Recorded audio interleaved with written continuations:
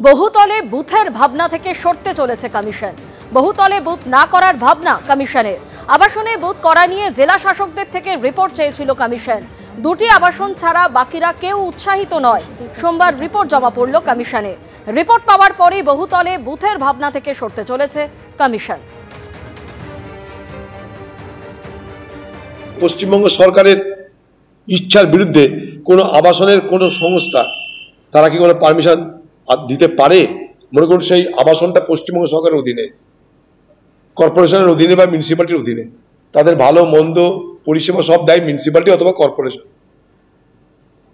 যারা দেখভাল করে তাদের ক্ষমতা আছে পশ্চিমবঙ্গ সরকার ইচ্ছার বিরুদ্ধে গিয়ে হ্যাঁ আবাসনকে আমি জায়গা দিলাম আবাসনে, নির্বাচন কমিশনকে, তারপরে আবাসনের সুযোগ সুবিধা সব বন্ধ করে দিক তৃণমূল পার্টির, মিউনিসিপ্যালিটি, কর্পোরেশন, সেটা কি কেউ রিস্ক নেবে?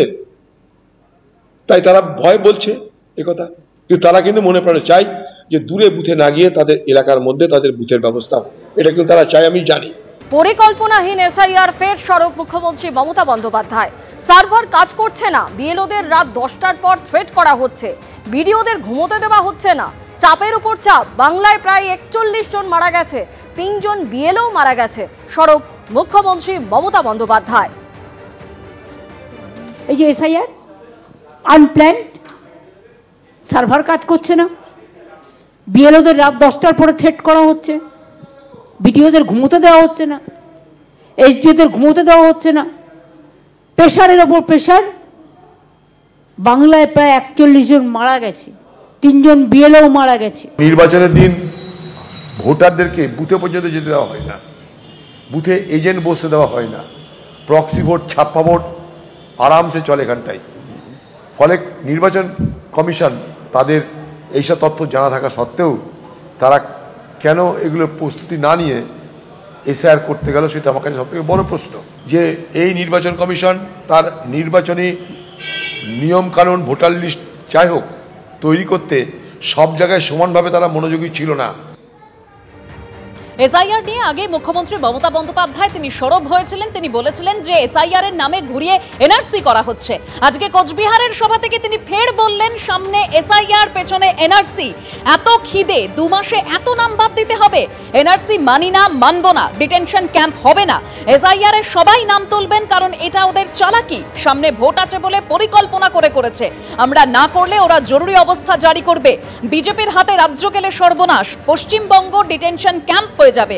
কাউকে ডিটেনশন ক্যাম্পে পাঠাতে দেব না, হুঙ্কার মুখ্যমন্ত্রীর।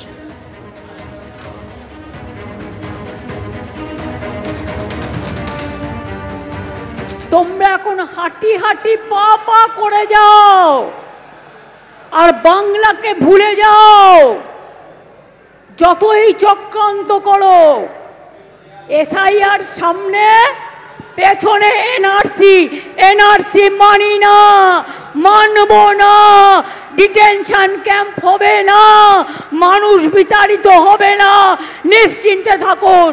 বিভেদকে রুখবো, বাংলাকে ঐক্যবদ্ধ রাখবো। পঞ্চানন বর্মার গায়ে হাত দিয়ে, পায়ে হাত দিয়ে শপথ করে বলছি, আমরা রক্ষা করব বাংলাকে, রক্ষা করব বাংলাকে। এসআইআরে সবাই নাম তুলবেন কারণ এটা ওদের চালাকি।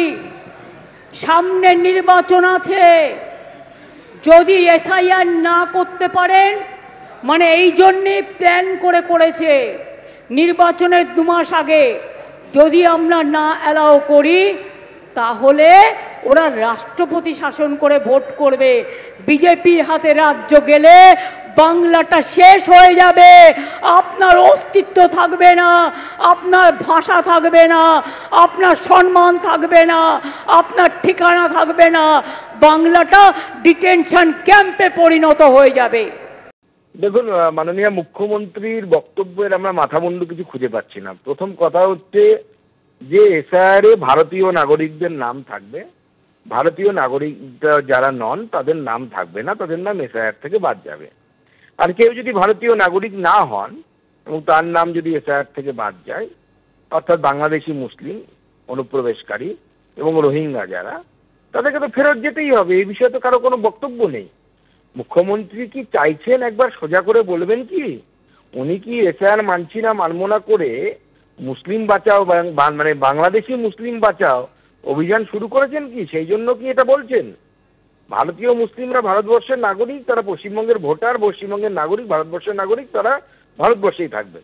কিন্তু যারা বাংলাদেশি মুসলিম অনুপ্রবেশকারী তাদেরকে অবশ্যই ফেরত যেতে হবে। নিজে গেলে যাবে, নাহলে সরকারকে ধরে পাঠাতে হবে, মমতা বন্দ্যোপাধ্যায়কে পাঠাতে হবে আগামী দিনে। অতএব মমতা বন্দ্যোপাধ্যায় জল ঘোলা করার কথা চেষ্টা করছেন, তৃণমূল কংগ্রেস সেটাই করছে, সত্যি কথাটা বলছে না।